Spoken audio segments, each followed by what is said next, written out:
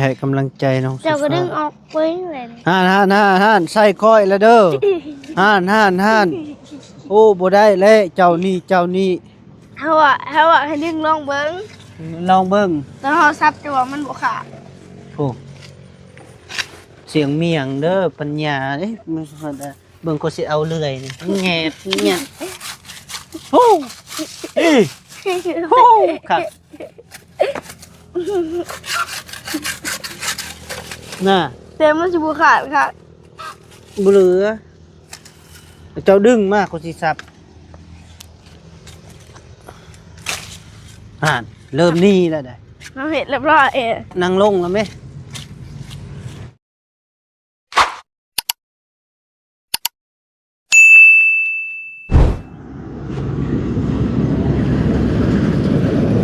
สบายดีครับทักทายสบายดีและสวัสดีเด้อพ่อแม่พี่น้อง FC บ่สุขุสุคนเพราะว่าอยู่ในหรือต่างประเทศก็ยินดีต้อนรับเข้าสู่ซองเบาแก้วสะพานบุญคือเก่าพี่น้องเอ้ยเนาะพอดีตอนนี้ก็เวลาก็ประมาณอยู่5 โมงปลายพี่น้องเอ้ย5 โมงปลายพอดีเปิดคลิปเปิดภาพก็ยังอยู่ที่บ้านน้องไฟฟ้ายังอยู่กับน้องทรายฟ้าคือเก่าพี่น้องเอ้ยเนาะสิพาน้องไฟฟ้าเสียหญ้าพี่น้องเอ้ยเนาะเสียหญ้าขอบน้ำบาดาลพี่น้องเอ้ยเนาะออมแอมน้ำบาดาลนี่แหละพอดีเบาแก้วสิพาน้องเพิ่นเสียหญ้าเพราะว่าหกแห้งอีหลีพี่น้องเอ้ยเนาะหญ้าก็ขึ้นแห้งโอ้ยพี่น้องเอ้ยเนาะน้องไฟฟ้าบ่เคยอนามัยจักเทื่อพี่น้องเอ้ยบ่เป็นไดเจ้าคือบ่อนามัยสบายดีป้าลุงแล้วบ่เป็นไดซองเฮาซองเบาแก้วสะพานบุญนี่พี่น้องเอ้ยเนาะกะซองไม้คนหาก็ติดตามอยู่300 กว่าพี่น้องเอ้ยเนาะกะเบาแก้วก็ดีใจพี่น้องเอ้ยเนาะมาเห็นหากะลงคลิปประมาณ2 มื้อนี่แหละพี่น้องเอ้ยเนาะมีคนมาติดตามได้300 กว่าคนก็มีแฮงแล้วพี่น้องเอ้ยเนาะก็คอยอยากให้พ่อแม่พี่น้อง FC บ่ทุกทุกคนที่เข้ามาเบิ่งมาซัพพอร์ตแล้วก็อย่าลืมกดไลค์กดแชร์กดติดตามเบาแก้วกับน้องไฟฟ้าไปเรื่อยๆเด้อพี่น้องเด้อเอาฝากบอกแม่ซองเฮาให้ปลาลงขับไปกดติดตามช่องว่าแก้วสะพานบุญเด้อปลาลงโดยพอดีผ่านไวๆพอดีมีเงินซื้อขนมให้น้องไฟฟ้าพี่น้องเนาะอยู่ดีๆแม่จะน้อยปลาลุงว่าสิบ่ติดตามให้โอ้บ่ได้แบบนี้เนาะ เป็นได้มื้อนี้ก็นอนคนเดียวคือเก่าเด้อยังก็ตั้งใจหามือสู้ๆในเมื่ออายบ่อยู่ก็น้องต้องทำใจอยู่เนาะเป็นได้ไอ้แก้วสิพาลูกหญ้าเจ้าสิลกบ่ลกได้บ่ ฮะได้เสียมนะหาเสียมอย่าเฮ็ดได้คือเว้นนี่โอ้บ่ได้คอยเสียหญ้าผู้เดียวอยู่แดดตัวเองอยู่ในห่มเอาสิต่อดาวเสียมยาวกว่า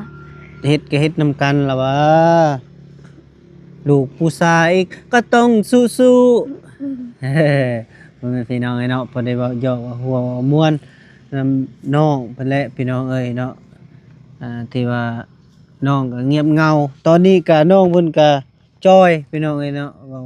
เอารวมแล้วถือว่าน้องเพิ่นจอยเนาะ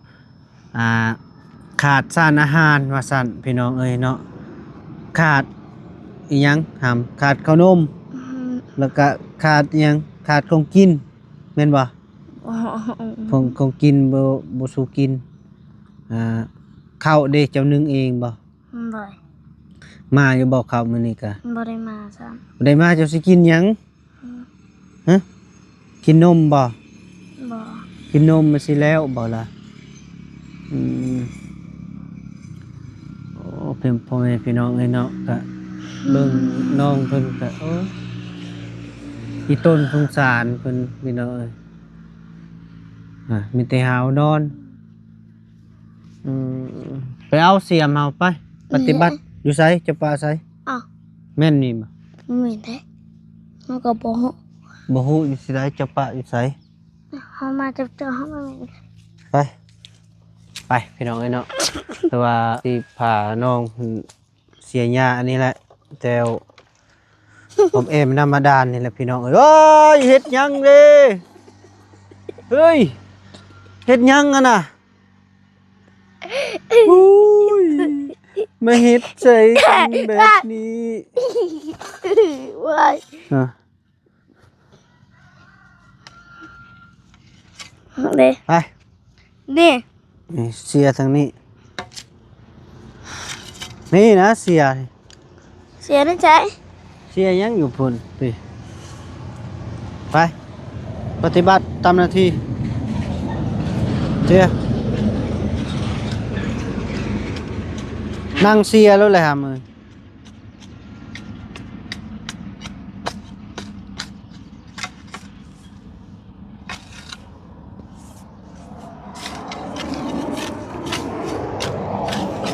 แบบนั้นล่ะวะดุสู้ๆต้องย่านแดดจำนี้นะแดดอ่อนๆแล้ว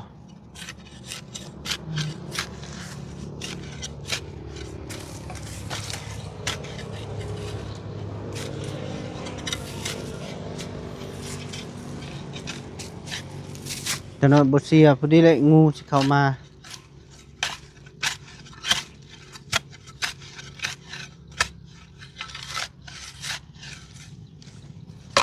จำนี่บ่ฮอดมืออ้ายติแม่นบ่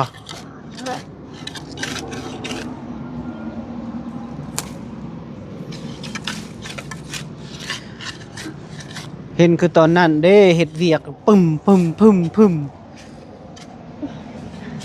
ด่านแต่บ่ได้เฮ็ด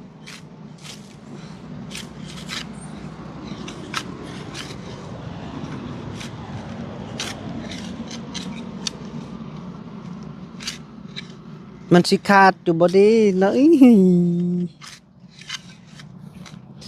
เบิ่งสิไปให้กำลังใจน้อง เจ้าก็ดึงออกไปเลย ห่านใส่ค่อยแล้วเด้อ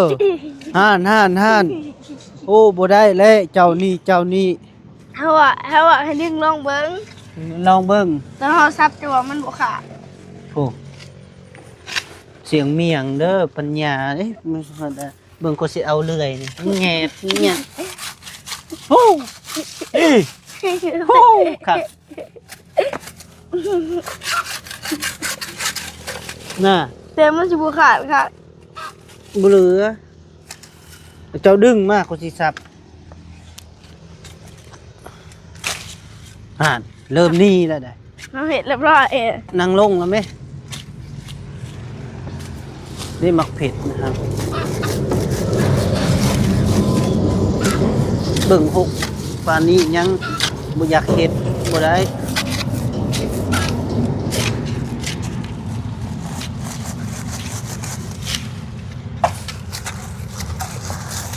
ต้นมักเผ็ดเด้อครับโอ้ขกก็บ่เก็บไว้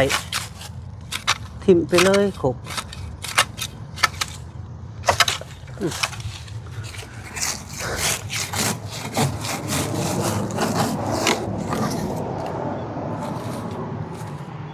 นี่แหล่คม เลื่อยอาคม แม่นแล้ว เลื่อยยังอาคมเก็บบัวนะ ยืนทงคุยเด้ ทงยัง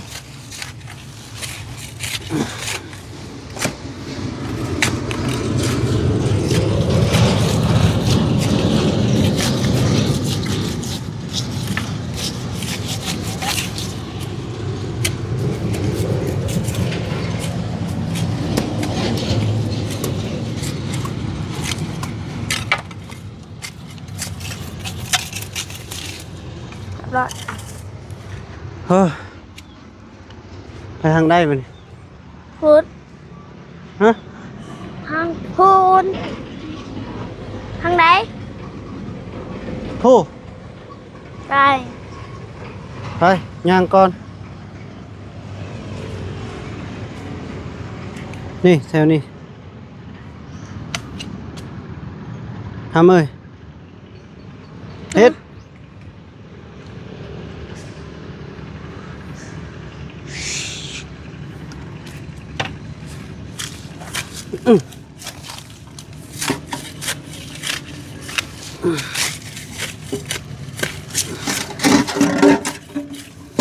กระสามกระเซิมก็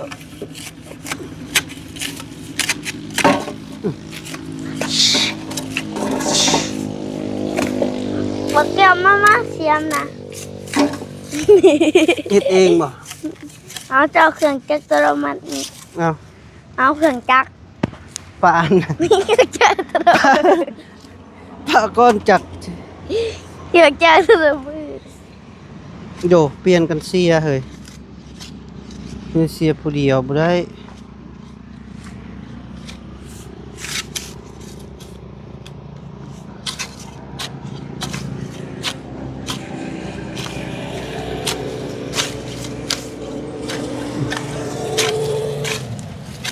ลุกไปน้ำ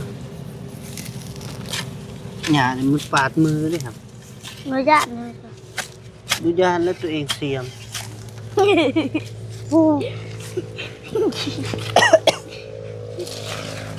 ปาดมือแท้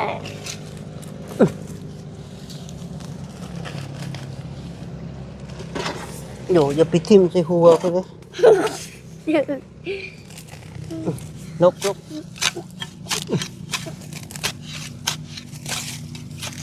ไอ้ปะแล้ว เงี้ยส่งกับบุเก็บทำเลยส่งดีๆอยู่นี่เสียง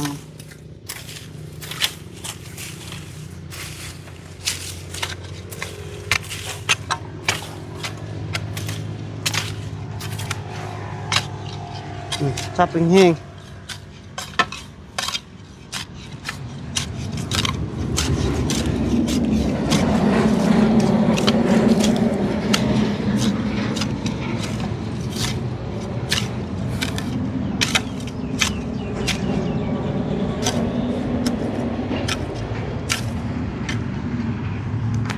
เอา นี่เลย ไม่ใช่ นี่ซับมัน มันเหมือนที่ซับแล้วอะไรได้ แล้วอยู่สิไร เขาซับ ยัง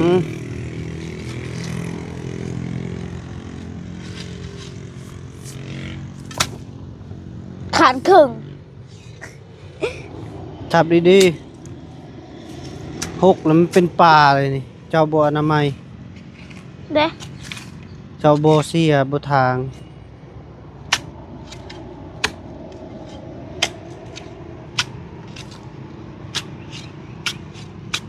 ลกเอาบัดน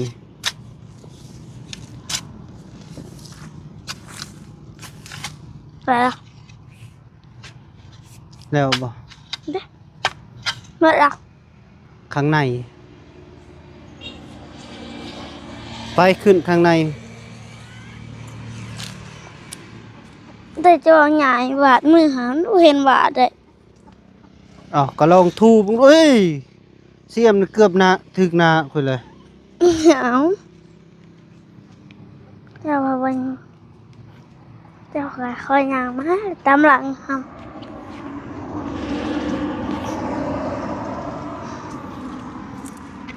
ตัวเอง เบิ่งแหน่จับกะเบิ่งแหน่โอ้ยนั่งลงเสียมไปสิยืนเนาะว้ายเฮ้ยแม่นยังอยู่นี่ฮะ งู มันงูบ่ มันเห็นงู งูบ่เฮ้ย งูตะแมสไม่เคยเห็นงูตะแมส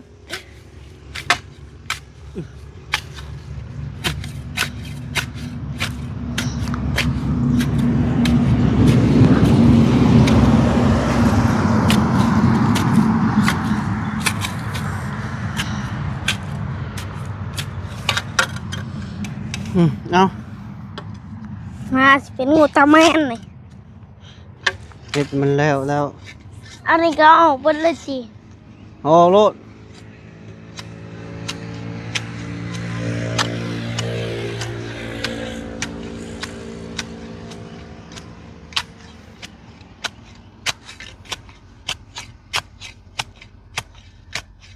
ตัวมันจะขาดโทรศัพท์นี่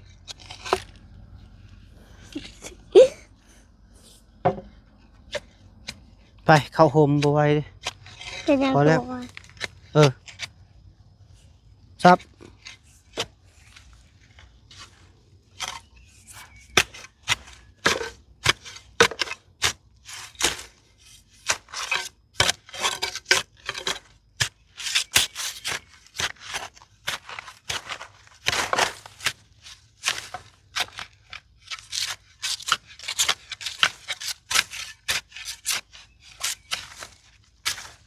เลยออกเนี่ยนี่เบนละ อืม ไป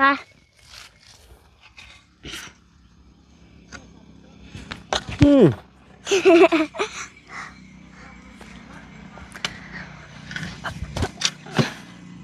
เรียบร้อยพี่น้องเอ้ย เรียบร้อยเอ้ย เสียหยาเรียบร้อยมันก็สะอาดน้ำตาก็บ่หกแล้วบัดนี้เนาะพ่อแม่พี่น้องเอ้ยเนาะคันว่าน้องเพิ่นดุเพิ่นลกแต่ละน้อยละน้อยก็จักสิแล้วไว้ดอกเพิ่นบ่สู้ลกเฮ้ยเมื่อย หาละ น้ำก็บ่ได้กินหมดมื้อ เอาดินี่หน่อยนะจะขบวเขาไปเอา เจ้านำบ่เข้าไปบีบให้อ้ายกินนำแหน่น้ำก็ ไปเขาไป งามมาเด้เขาเจ้าลืมงามนะบ่ได้แล้วอายอกบ่ยอกซื่อๆมีแต่ว่าอ่ามีแต่นำอ้ายสิกลับปะละเด้อหำเด้อ หน่อย ได้ก็อยู่เฮือนอยู่ซานตั้งใจตั้งมุกตั้งใจ อย่าลืมเกลือแมวเกลือม้าเด้อ เลย อย่าลืมเกลือไก่บ่แม่นโดยต้นเว้านี่ไดอย่าโดยเวียดเด้อเฮ้ย หน่อย ไอ้เมื่อพัดบ่เกลือน้ำก็อาบแน่เจ้าบ่ได้อาบน้ำนี่ทิศหนึงแล้วเจ้านี่ ยังมองอาบไปอาบมือเดียว อาบนี่เด้อจะน้อยขี้กากกินหัวได้บ่อาบน้ำเจ้าอย่าเก้าบ่ขี้กากส่งนี่พอซักก็ซัก มันเป็นกามเป็นแข็งนั่น หนึ่งใครจะเบิ่งจีที่มันอ่อน โอ้อ่อน ส่งเจ้าเองแข่งกว่าส่งให้ เฮ้ ว้าว แข่ง เก่งสิได้อ่ะ เด้เห็นบ่ดิ ก็เบิ่งเลยสิมันน่ะโอ้อ้ายยันนี่ ก็เจ๊ แข็งอีหลี บ่ได้แข่ง บ่เคยพอน้ำนี่ สมมุติว่าคันเจ้าลงหนองสระนี่คันมีปลาอยู่ในหนองปลาตายเบิดเบย ก็ตาย ตายขี้ไข่มองมาที่นี่มันก็มันคุ้นเลยคันบ่เชื่อลงมึงดู ลงแล้วน้อง น้อง บัก สะ ต่อนะบ่เห็นตาย ตายเด้น้องบักตอวาอันปลาตายย้อนมันส่งเจ้าแหละ เจ้าหูตีดาเพิ่น โอ้ อยู่ไสอยู่ทางไหน พูนอยู่พูน บ่แม่น อยู่ไส บอก น่าแสดงว่าค่อยฮู้เจะบ่บอกนะ นี่ขึ้นไปทางเหนือ ทางเหนือขึ้นทางเหนือหั่นแหละ เอาเจ้าเรียกกี่ดีแท้แต่ทางเขาน้ำมาเด้ อ้าวนุ่มไปใส่เบิด เห็นเลย ดูดมันเป็นเบิดยังดุน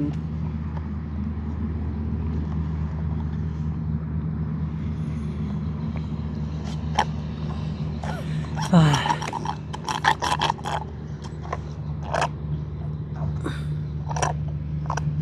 พอดีละพี่น้องเอ้ย